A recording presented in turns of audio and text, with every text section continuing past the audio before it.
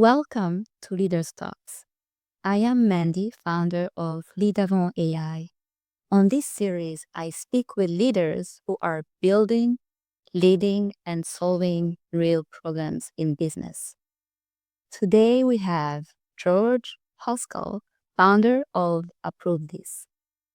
George stood out to me because he is solving a problem that almost every business feels, but many teams do not name it clearly, and that is slow decisions. A lot of teams are not stuck because people are lazy or because the work is not important. They are stuck because approvals live in email threads, Slack messages, spreadsheets, and follow-ups. What I find powerful about ApproveThis is that it makes approvals simple, especially when the person approving does not work inside a company. Clients, vendors, partners, and teams can approve with one secure click from their inbox. No logins, no account, and no chasing. This is a much bigger idea than just approval software. It is about helping companies move faster, reduce friction, and keep a clear record of important decisions. George, I am excited to learn more about your personal journey. What you building with ApproveThis and what leaders should understand about approvals, speed, and accountability. Thank you again so much for joining me today. George, let's start with your journey. How did you get to where you are today, and what led you to build ApproveThis? Thanks, Mandy. So really the idea for ApproveThis comes from a very specific place. I had previously in my career worked for Disney, which is a place with tons of bureaucracy, tons of processes. Everybody needs 3 sign-offs to get anything done. And a few years later, I found myself working for a company called Mailgun, and I joined that company when there were about 80 employees. And then their operations team, as they grew from 80 employees through a couple of M&A transactions being bought and buying other companies. And what I found is that because I was responsible for approving nearly every expense from $500 to $250, my inbox became a huge mess. I just had lots of people waiting for me just to say yes to things that I didn't really care about, but they still needed me to say yes so they could move forward. I really was looking for a better way. What I've found is that really for companies, there's lots of different sort of niche approvals. So like if you have a contract in Salesforce, there's a tool for just the contract in Salesforce. And if you have marketing copy, there's a tool for just approving the marketing copy. But there's a whole lot of systems and things inside companies that don't have their own like native bespoke way to just get things done. And so that's really what I set out to do, is build something that, was to approvals like SurveyMonkey is for surveys or MailChimp is for newsletters, just something that could sit and make it easy to accomplish things quickly in a business, no matter who you are. Mhm. Thank you. So, George, for someone hearing about ApproveThis for the very first time, how would you explain what you help teams do?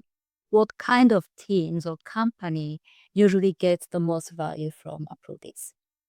So we have companies of all different kinds, and that's actually one of the most exciting things I've learned over the last couple of years building the product. I think that the thing that they have in common, whether it's their law firms or whether they are construction companies or marketing agencies, is that they're all working together with people from disparate backgrounds trying to do different things. So the biggest thing they have in common is actually that they need something from someone, but they don't have their full attention. So like a marketing agency, you need approval for copy and the copy needs to go out, but the person who needs to approve it, they want to look at it, but they really probably, it's not the focus of their day looking at it. So it just needs to be easy and fast to move through. That's really the thing that helps folks the most, the thing that people derive the most value from about the product. Mhm. So, one thing that stood out to me is that approval delays can look small on the surface, but they can create a whole of hidden costs. Where do teams usually lose the most time or momentum when approvals are handled through email, Slack, or manual follow-up? And that's a really good question because the biggest place is actually inside sales processes. There's the old saying that time kills all deals, and it's absolutely true. Salespeople do things that usually need a lot of approval. They want to give discounts, they want special terms on their contracts and things like that. And they also are the ones in the business who need to move most quickly for that top line revenue. So those are the people that I think, get stuck up the most, and sometimes a delay of just a couple days can send that customer shopping elsewhere. We've been working really hard to build some sales native tools, including a contract redlining solution that speeds those things up because of all the customers we deal with, those are the customers where it really matters the most.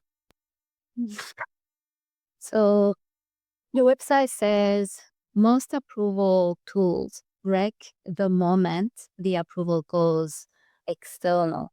Why are external approvals so difficult for companies? Oh, so I've mentioned like 5 different use cases. The one I haven't mentioned yet is staffing agencies, which is huge for us. So staffing agencies are the best example of this because you generally have someone who's embedded in your company. They show up to work every week, and at the end of the week, they fill out their time card, they send it back to the staffing agency, but the manager still needs to approve it. And like the manager wants them to be paid, but they don't really care about pressing the button to approve. It's just not top of mind. With almost every, really, no, with every major approval or business process management, which is sort of the piece of type of software we sit inside, you need to get that manager to sign up for an account. And so they have to have another password or login. They have to remember that password or store to a password manager. They have to like keep an eye on it. And a lot of times they're just not excited about setting up another account for another piece of SaaS software. So we do 2 things. The first thing is that we make it really easy to just send a text message with a single click approval. So you just get the text message, hit the button, and you're done. Or same thing in an email, or same thing in a Slack message without having to set up any other accounts. The reason we can do that is because we don't charge for seats. We really want to be as deep in your business as makes sense for your business. And so the idea that we would like make you set up an account for someone and charge you for that seat, like you'll see in like Salesforce Advanced Approvals or KissFlow or other tools, it just doesn't make sense for the company that's trying to work with external clients. So that's why it breaks. It breaks because everyone needs an account, which is something we don't do. And then when you set up that account, it costs money. And no business wants to have to pay for another seat for someone who's only going to hit approve every 6 months. A lot of leaders, they want speed, but they also need accountability. How do you help companies move faster while still keeping a clear audit trail? Yeah. So a lot of my customers are folks who work in finance. One of the biggest use cases in that realm is folks who were looking for something like Bill.com, which does a really great job of having invoices come in, the manager, whoever approved them, and then get them paid. But for folks who don't need like the extra payment overhead or want the complexity of Bill.com, they use a tool like mine, which just makes it really easy to approve an invoice and then like make sure that you always know who approved it. So there's really 2 ways that we do that. The first is by having a really robust like, conversation and commenting system. So you can have a conversation about like, hey Jim, why is this $4,500? Oh, it was $4,500 because of this unexpected expense. We keep track of that conversation and it's immutable. It never changes. We keep it forever. And then also just audit logging on every single thing that happens inside the platform. So you can really set up very advanced permissions and login requirements. So someone needs to 2FA into the application to hit approve, or you can set it up with that anonymous link that I mentioned before. So no one needs an account. But however you set it up, everything that happens is logged. Every email that's sent out is logged. Every reminder that's sent out is logged. It's really just making sure that everything that happens in the system is both full text searchable. So you can always find what you're looking for and everything is just there forever.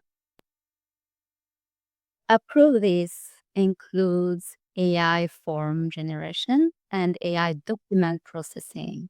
Where do you think AI is most useful in approval workflows? Yeah. So it's AI, the form generation is super handy when you're first starting out, when you're first building that template. But usually what we find is that most people get started and then Approval processes are great because once they're set in place and they're working, you don't need to worry about them anymore. You can just let it run. The form recognition, like better known as OCR, is a way that we really enhance what is typical OCR, which is just reading what's on a PDF or on a document or on a scan and putting it into buckets. So this is where AI is super helpful. We read through it and then we can see exactly what each piece of information is and return it to you in a predictable schema. This is pretty typical for what invoice approval companies do, but you always know like what the total is, what the payment terms are, when it's due, and things like that. The next one we're working on that we're really excited about is actually evaluating contracts and terms, which that's the one that I think is really going to be the most helpful for companies who are dealing with documents. So the lawyers and the sales teams in our company, in our products, often deal with terms of service or sales contracts that contain 95% the same information every time. So they'll get a sales contract and they'll say, oh, this is always the same, but this one term is different. Well, what does that term mean to me, right? Is it just changing a jurisdiction from Washington, D.C., or from like Virginia or Delaware to California? Or is it something that's more material? So having AI sort of take that first pass, not to replace a lawyer, but to like replace the scanning of the document to figure out what pieces need to be approved, I think is the next thing.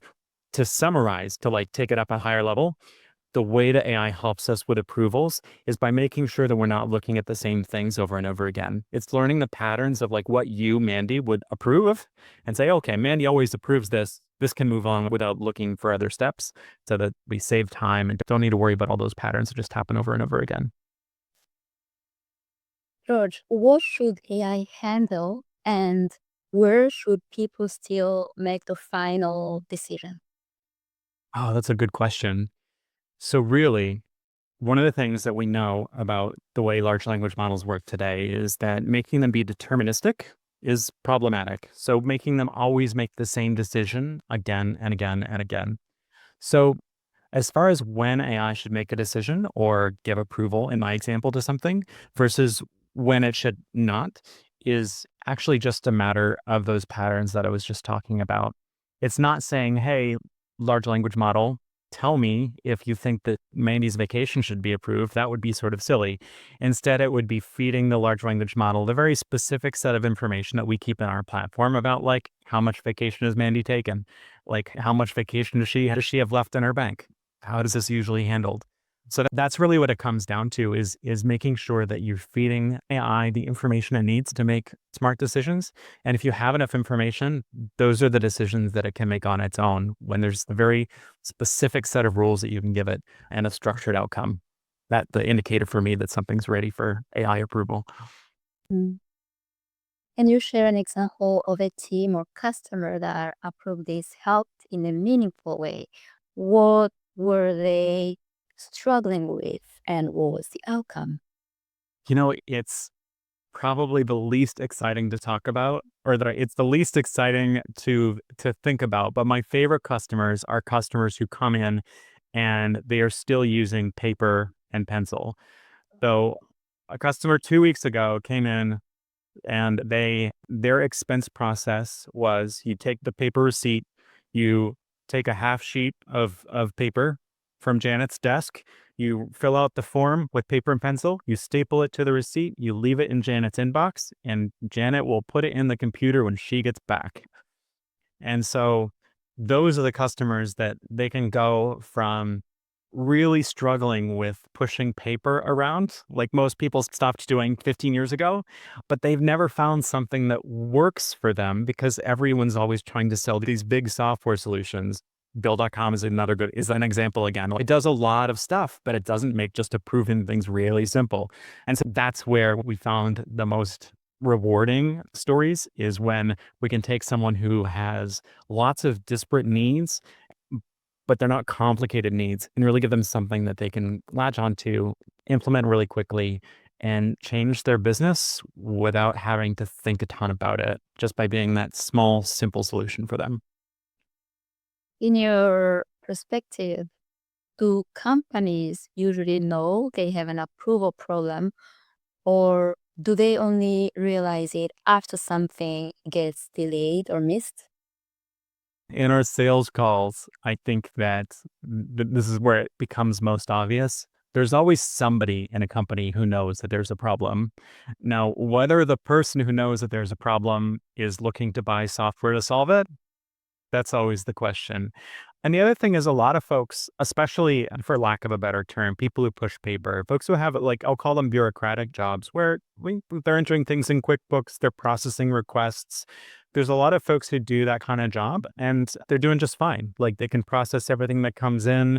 Some of the companies that don't realize they have a problem are the companies where, that person could be doing something else for half their time. They don't need a person to do it. It's just it could be a very simple software solution that takes care of it. There's still a lot of that out there, which has been surprising with some of the companies I've talked to.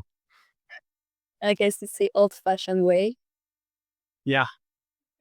Yeah, the construction companies are some of the worst. They got someone in the office who just pushes change orders all day. And it's not a problem because it works. The person who's doing it's been working there 20 years and it's okay. And it's not a problem, but it's a solvable thing anyway. Absolutely. How does ApproveThis usually get in front of more teams that need this kind of solution? Is it through referrals, partnerships, content? How does that work? Yeah, we do a lot of SEO work, largely because we have some native integrations that we work with. And also we have integrations with things like Zapier. It's really easy to take sort of any tool that you might integrate with Zapier and then take it and implement it with our software, either by taking something that comes from another system and making it into an approval request, or waiting for something to be approved and then creating something in another piece of software.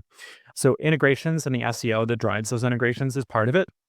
And then channel partnerships is sort of our other big things. We have a few channels that we work with to sort of drive some of that traffic as well. Yeah, beyond that, we're an unfunded company. So we've been growing steadily and organically, and that's perfectly fine with us. Ads are not for us. There's a bunch of paid marketing we don't do. We do some cold outbound, but only for people in very specific situations. Time card approvals is the best one. So we see a market problem where some of the time card software just doesn't have a good way to approve time cards quickly. Like it's just not a piece of that software they built out well. And so we'll go look for users of that software and do cold outbound to companies who are the right size for us, which is generally less than 200 people, and who are users of that software, and do some outbound to them, both via email, via LinkedIn messages and stuff like that. We try not to be too aggressive. It's sort of against our ethos, but you got to let people know you exist somehow. George, for a leader who feels like decisions are constantly stuck, approvals are scattered, and people are always chasing answers, what advice would you give to them? Let's see. I think obviously ApproveThis is the best answer, but tools like ApproveThis can be super helpful. Over my career, I've been responsible for software budgets a number of times, and it's really easy to get too stuck in tools, which is part of why we've taken the approach with our tool to be broad and simple and easy to implement so that you can use tooling, but not have to get married to tooling, not have to spend 6 months implementing it and get 30 people together to make it work. So that's really my biggest piece of advice is there's a lot to be said for buying software like mine. This is sort of anti-sales. But it's much more important to be consistent and quick, right? Approvals don't really become a problem until they become backed up. As long as there's enough capacity, you can always keep things moving. As long as you're on top of your inbox, you can always keep things moving. The software really becomes helpful when somebody goes on vacation or goes out sick or gets hit by a bus or all those terrible things that can happen. That's where software really helps. So the process comes first. The tooling is an assistant to the process, to summarize the idea. So, George, before we wrap this, where can people learn more about ApproveThis and connect with you and your team? Super happy to connect with people on LinkedIn. But obviously, ApproveThis.com. None of those funny domains, just ApproveThis.com is where to find us. We staff our chat widget all day during US time. So it'll get a real person, not even AI, if you chat with us. Those are the two best ways. George, this has been a really valuable conversation. What I appreciate is that ApproveThis is not just about approvals. It is about helping teams make decisions faster, reduce friction, and keep work moving without losing accountability. I think our audience will really appreciate your perspective on decision making, workflow, and the hidden costs of slow approvals. Thank you again for joining Leaders Talks. Sounds good. Thanks so much, Mandy. Nice to meet you. Nice to meet you. Enjoy the rest of your evening. Thanks. Bye-bye. Thanks, George. Bye.